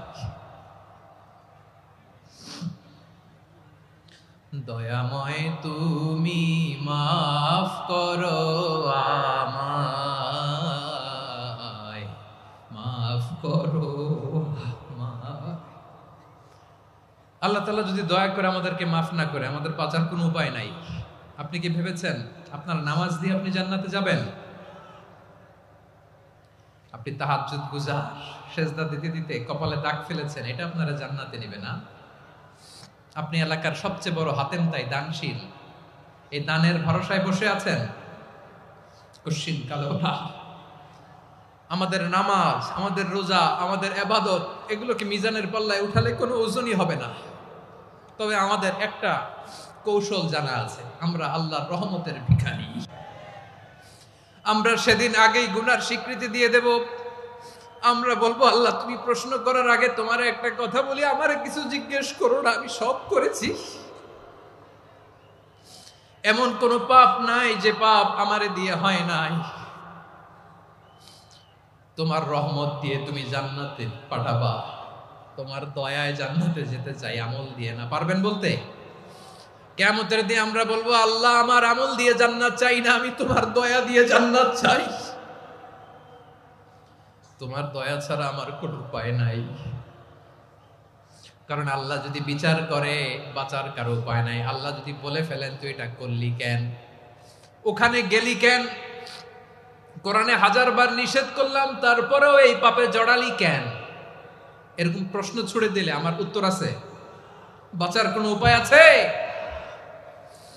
রোজ হাসরে হে আল্লাহ আমার করোনা বিচার, আল্লাহ করোনা বিচার। বিচার চাহি না তব দয়া চাই, এ গুনাহগার, আল্লাহ করোনা বিচার। আপনার আমল দিয়ে জান্নাতে যাবেন? কি দিয়ে যাবেন? আল্লাহর দয়া দিয়ে। আল্লাহর রহম আর দয়া ছাড়া কেউ জান্নাতের চেহারাও দেখতে পাবে না। আমার প্রিয় ভাইয়েরা, এই দোয়া আল্লাহর কাছে পছন্দনীয় হওয়ার কারণ তিনটা। দোয়ার প্রথম অংশে আছে তাওহীদ, আল্লাহর একত্ববাদের ঘোষণা। এই দোয়ার দ্বিতীয় অংশ আছে তাসবিহ, আল্লাহর প্রশংসা সূচক বাণী। এই দোয়ার 3 নাম্বার অংশ পাপের স্বীকৃতি। তাহলে আমরা সবাই গুনাহগার। আমরা আল্লাহর কাছে পাপের স্বীকৃতি দিয়ে বলবো, ও আল্লাহ ইন্নী কুনতু মিনাজ জালিমিন, আমরা জুলুম করেছি, পাপ করেছি, অন্যায় করেছি, আল্লাহ বুঝতে পারি নাই। শয়তানের ওয়াসওয়াসায় পড়ে, বন্ধুর পাল্লায় পড়ে, নফসের খায়েশ মিটাতে যে আল্লাহ করে ফেলেছি। তুমি গুনাহ না মাফ না করলে আমাদের গুনাহ মাফ করার দ্বিতীয় কেউ নাই। ঠিক কিনা বলেন? এভাবে অনুতপ্ত হয়ে যদি আল্লাহর কাছে দোয়া করেন, দেয়ালে পিঠ থেকে গেছে, কোনো রাস্তা নাই বের হওয়ার, ওই মুহূর্তেও আপনাকে বিপদ থেকে উদ্ধার করবে কে? বিশ্বনবী চরম বিপদে পড়লে 2টা দোয়া পড়তেন। প্রথম হলো এটা, লা ইলাহা ইল্লা আনতা সুবহানাকা ইন্নী কুনতু মিনাল জালিমিন। এই দোয়াটা আমরা বেশি বেশি পড়ব প্রিয় ভাইরা। রাজি আছেন? সবাই আওয়াজ করে পড়ুন ইনশাআল্লাহ। আমার প্রিয় ভাইয়েরা, বিপদে পড়লে বিশ্বনবী আরো একটা দোয়া পড়তেন, লা ইলাহা ইল্লাল্লাহুল আযীমুল হালিম, লা ইলাহা ইল্লাল্লাহু রাব্বুল আরশিল আযীম, লা ইলাহা ইল্লাল্লাহু রাব্বুস সামাওয়াতি ওয়াল আরদি ওয়া রাব্বুল আরশিল কারীম। এই যে বললাম, রেকর্ড হয়ে গেছে। এখন তো আর ইনস্ট্যান্ট মুখস্থ না হলো, পরে মুখস্থ করে নেবেন। আল্লাহ ছাড়া কোনো উপাস্য নাই, তিনি সুমহান, মহা সহিষ্ণু। আল্লাহ ছাড়া কোনো উপাস্য নাই, তিনি সুমহান, আরশের অধিপতি। আল্লাহ ছাড়া কোনো উপাস্য নাই, তিনি আকাশের মালিক, জমিনের মালিক, তিনি সুবিশাল আরশের অধিপতি। সুবহানাল্লাহ পড়েন। এই দোয়াটা কেউ যদি পড়ে যদি এর ওসিলা করে দোয়া করে, তাকে বিপদ থেকে মুক্তি দেয় কে? মনে থাকবে আপনাদের? তাহলে বিপদের প্রথম ধাক্কায় কি যেন পড়তে হয়? ইন্না লিল্লাহ। তারপরে কি বলে আল্লাহর কাছে নিজেকে সঁপে দিতে হয়?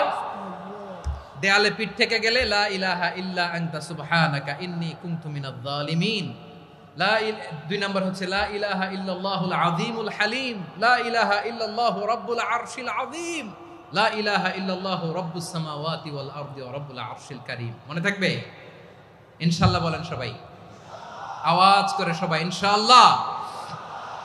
অনেক সময় এমন হয়, হঠাৎ বিপদের সম্মুখীন হই আমরা, রেডি হয়ে বের হইছে অফিসে, হঠাৎ অ্যাক্সিডেন্টে পড়ে যাই, হঠাৎ পেটের ব্যথায় অজ্ঞান, এরকম হয় না? আপনাদের হয় না? বিষ্ণু ইসলাম বলেন, আকস্মিক দুর্ঘটনার বিপদ থেকে যদি কেউ বাঁচতে চায়, সকাল সন্ধ্যা যেন প্রত্যেকে এই দোয়াটা পড়ে। সকালে যদি 3 বার পড়ে, সন্ধ্যা পর্যন্ত হঠাৎ হঠাৎ বিপদ থেকে সে রক্ষা পাবে। To be protected from sudden calamity, sudden disaster, sudden calamity, হঠাৎ বিপদ, হঠাৎ ভয়ঙ্কর কোন আকস্মিক বিপদ থেকে আল্লাহ বাঁচায় দিবে। সকালে পড়লে সন্ধ্যা পর্যন্ত প্রোটেক্টেড, সন্ধ্যাবেলায় যদি 3 বার পরে সকাল পর্যন্ত প্রোটেক্টেড। সুবহানাল্লাহ পড়ে। দোয়াটা কি? দোয়াটা হচ্ছে বিসমিল্লাহিল্লাযী লা ইয়াদুররু মা ইসমিহি শাইউন ফিল আরদি ওয়ালা ফিস সামাই ওয়া হুয়াস সামিউল আলিম। ছোট না? অনেক ছোট, মুখস্থ করবেন। বিসমিল্লাহিল্লাযী লা ইয়াদুররু মা ইসমিহি শাইউন ফিল আরদি ওয়ালা ফিস সামা। ওই আল্লাহর নাম নিচ্ছি যে আল্লাহর নামের বরকতে আকাশ জমিনের কোনো কিছু কারো কোনো ক্ষতি সাধন করতে পারে না। তিনি সর্বশ্রোতা, সর্বজ্ঞ। সুবহানাল্লাহ পড়েন। পড়বেন এই দোয়াটা, বিসমিল্লাহিল্লাযী লা ইয়াদুররু মা ইসমিহি শাইউন ফিল আরদি ওয়ালা ফিস সামাই ওয়া হুয়াস সামিউল আলিম। ফজরের পরে 3 বার, মাগরিবের পরে 3 বার যদি কেউ পড়ে, প্রোটেক্টেড, যে কোনো হঠাৎ বিপদ থেকে প্রোটেক্টেড। প্রোটেক্ট করেন কে? ওই আল্লাহর নাম নিচ্ছি যে আল্লাহর নামের ওসিলায় আকাশ জমিনের কোনো কিছু কোনো ক্ষতি করতে পারে না। সুবহানাল্লাহ পড়েন। আচ্ছা, এবার আমাদের জীবনে দুশ্চিন্তা আছে না নাই বলেন? Tension, hyper tension, anxiety, depression, চিন্তা, টেনশন নাই এরকম কে কে আছে দেখি? হাত তোলেন। ওই যে হাত তুলছে এক আল্লাহর ওলি, ওই যে। টেনশন নাই তোমার? মাশাআল্লাহ। ও না বুঝে তুলছে, ঝোঁকের চোটে, জোশের ঠেলায় ধাক্কায় তুলে ফেলছে। সবার জীবনে টেনশন আছে না নাই? এই দুশ্চিন্তা, পেরেশানি, মারাত্মক পেরেশানি থেকে মুক্তি পাওয়ার জন্য বিষ্ণু ইসলাম 2টো দোয়া পড়তেন। কয়টা? অনেকগুলো পড়তেন। স্পেশাল 2টো দোয়া আজকে আপনাদের শিখায়া যাব, শুনবেন না? কষ্ট হচ্ছে? সংক্ষিপ্ত মুনাজাত দিয়ে দেই। ওরে আল্লাহ, আমি তো 9:30 ক্রস করে ফেলছি মাসুদ ভাই, খেয়াল করে নেই। আরো কয়েক মিনিট? ঠিক আছে, ঠিক আছে। পেরেশানিতে পড়লে, টেনশনে পড়লে এই দোয়াটা, প্রিয় ভাইরা, বিষ্ণু ইসলাম যখন খুব বিপদে পড়তেন, দুশ্চিন্তা ওনাকে ঘিরে ধরতো, উনি পড়তেন ইয়া হাইয়ু ইয়া কাইয়ুম বিরহমাতিকা আস্তাগীথ, ইয়া হাইয়ু ইয়া কাইয়ুম বিরহমাতিকা আস্তাগীথ, ইয়া হাইয়ু ইয়া কাইয়ুম, হে শাশ্বত অবিনশ্বর, হে চিরঞ্জীব, বিরহমাতিকা আস্তাগীথ, তোমার রহমতের উসিলায় তোমার কাছে ফরিয়াদ করি। এটা পড়তেন। আবার আরেক বর্ণনায় এসেছে ইয়া হাইয়ু ইয়া কাইয়ুম বিরহমাতিকা আস্তাগীথ আসলিহ লি শা'নি কুল্লাহু ওয়ালা তাকিলনি ইলা নাফসি তারফাতা আইন। আসলিহ লি শা'নি কুল্লাহ, আল্লাহ আমার সবকিছু আপনি সেটেল করে দেন। আমাদের সব ঝামেলা সেটেল করে দিতে পারে কে? আমরা তো সেটেলমেন্টের জন্য এসপি সাহেবের কাছে যাই, ডিসি সাহেবের কাছে যাই, অমুক ভাইয়ের কাছে যাই, তমুক ভাইয়ের কাছে যাই। এই দোয়া পড়লে আরশের উপর থেকে আপনার ম্যাটার সেটেল করে দিবে কে? তাহলে পড়বেন ইয়া হাইয়ু, হে চিরঞ্জীব। হাইয়ু মানে চিরঞ্জীব, যিনি চিরকাল বেঁচে থাকবেন, মরবেন না। আল্লাহ মরবেন? তার কোনো লয় আছে? ক্ষয় আছে? সূরা রহমানে আল্লাহ বললেন কুল্লু মান আলাইহা ফানি ওয়া ইয়াবকা ওয়াজহু রাব্বিকা যুল জালালি ওয়াল ইকরাম ফাবিআইয়ি আলাই রাব্বিকুমা তুকাযিবান। জমিনে যা আছে সব ফান, ভ্যানিশ হয়ে যাবে, নিশ্চিহ্ন হয়ে যাবে, শেষ হয়ে যাবে, সব বিলুপ্ত হয়ে যাবে, একজন ছাড়া। জোরে বলেন তিনি কে? ইয়া হাইয়ু। আমার সাথে আওয়াজ করে পড়েন ইয়া হাইয়ু ইয়া কাইয়ুম ইয়া হাইয়ু ইয়া কাইয়ুম বিরহমাতিকা আস্তাগীথ আসলিহ লি শা'নি কুল্লা ওয়ালা তাকিলনি ইলা নাফসি তারফাতা আইন। এভাবে দোয়া করলে আপনাকে বিপদ মুক্ত করবে কে? এই দোয়াটা কেন পছন্দ আল্লাহর কাছে? কারণ এখানে আল্লাহর 2টা সুন্দর নাম আছে, গুণবাচক নাম, আল হাই, আল কাইয়ুম। এই 2টো নাম আছে এখানে। আবার এই 2টা আয়াতুল কুরসির অংশ। আয়াতুল কুরসির শুরুতে এটা আছে না নাই? হ্যাঁ, আছে না নাই? 3 নাম্বার কারণ এটা ইসমে আজম। কোন দোয়াটা ইসমে আজম? যে দোয়া ওসিলায় দোয়া করলে আল্লাহ দোয়া ফেরায় না। অনেকগুলো মত আছে, সবচেয়ে ভ্যালিড মত হচ্ছে এটা, ইয়া হাইয়ু ইয়া কাইয়ুম। এর ওসিলা দিয়ে দোয়া করলে দোয়া কবুল করে কে? 2 নম্বরে বিশ্বনবী মারাত্মক বিপদে পড়লে আরেকটা দোয়া পড়তেন, আল্লাহুম্মা ইন্নী আবদুক, আগে দোয়াটা পড়ি শুনেন। আল্লাহুম্মা ইন্নী আবদুক ওয়া ইবনু আবদিক ওয়া ইবনু আমাতিক নাসিয়াতি বিয়াদিক মাদিন ফিয়া হুকমুক আদলুন ফিয়া কাদাউক আসআলুকা বিকুল্লি ইসমিন হুয়া লাক সাম্মাইতা বিহি নাফসাক আও আনসালতাহু ফি কিতাবিক আও আল্লামতাহু আহাদাম মিন খালকিক আও ইস্তা'সারতা বিহি ফি ইলমিল গায়বি ইনদাক আন তাজআলাল কুরআনা রাবিআ কলবি ওয়া নূরা সাদরি ওয়া জালাআ হুজনি ওয়া যাহাবা হাম্মি। সুবহানাল্লাহ পড়েন। বিষ্ণুই বলতেন আল্লাহুম্মা ইন্নী আবদুক, ও আল্লাহ আমি আপনার গোলাম, ওয়া ইবনু আবদিক গোলামের ঘরের গোলাম, ওয়া ইবনু আমাতিক বাদির ঘরের গোলাম। মানে আল্লাহ আমি আপনার গোলাম, আমার বাবা আব্দুল্লাহ ছিল আপনার গোলাম, আমার মা আমিনা ছিল আপনার বাদী। মানে আমরা গোলাম বংশের সব গোলাম। নিজের এর চেয়ে আর ছোট করে আল্লাহর কাছে উপস্থাপন করা যায় আমার ভাইরা? কথা কি বুঝতেছেন? নিজেকে এর চাইতে ছোট নগণ্য আর তুচ্ছ করে আল্লাহর সাথে প্রেজেন্ট করা যায়? বিশ্বনবী বললেন ও আল্লাহ আমি আপনার গোলাম, গোলামের ঘরের গোলাম, দাসীর ঘরের গোলাম, নাসিয়াতি বিয়াদিক আমার মাথার চুলের ছুটি আপনার হাতের মুঠোয়, আপনি ডানে টান দিলে আমি ডানে যেতে বাধ্য, আপনি বাঁয়ে টান দিলে বাঁয়ে যেতে বাধ্য। সুবহানাল্লাহ বলেন। পিছনে দুই একজন ভাই দাঁড়ালেন কেন? হ্যাঁ বসুন, জায়গা চেঞ্জ করতেছে, সেই দুপুর থেকে বসে আছে আমি জানি মাশাআল্লাহ। কেউ দু একজন বেরিয়েছে গ্যাপ পূরণ করতেছে মাশাআল্লাহ। পড়েন সুবহানাল্লাহ আলহামদুলিল্লাহ লা ইলাহা ইল্লাল্লাহু মুহাম্মাদুর রাসূলুল্লাহ সাল্লাল্লাহু আলাইহি ওয়াসাল্লাম। বিশ্বনবী বললেন আল্লাহ আমার মাথার চুলের ঝুঁটি আপনার হাতের মুঠোয়। আচ্ছা এইভাবে কাকে ধরা হয়? যে খুব ছোট, ঠিক কি না? নিজেকে কত ছোট করলেন বিশ্বনবী। ও আল্লাহ আমার মাথার চুলের ঝুঁটি আপনার হাতের মুঠোয়, আপনি ডানে টানলে আমি ডানে যাব, বাঁয়ে টানলে বাঁয়ে যাব। আল্লাহ আসআলুকা বিকুল্লি ইসমিন হুয়া লাক নাসিয়াতি বিয়াদিক মাদিন ফিয়া হুকমুক, আপনার নির্দেশ আমার উপর কার্যকর হবেই হবে। আদলুন ফিয়া কাদাউক, আপনার ফয়সালা যেই ফয়সালাই আপনি আমার জন্য করেন এটাই ইনসাফ। সুবহানাল্লাহ বলেন। আমরা আল্লাহর ফয়সালায় সন্তুষ্ট হতে চাই না। কত কমপ্লেইন, আল্লাহ তুমি এটা দিলা না, ওইটা পাইলাম না, ওইটা হইল না রে, এরকম অভিযোগ কমপ্লেইন আমাদের আছে না নাই?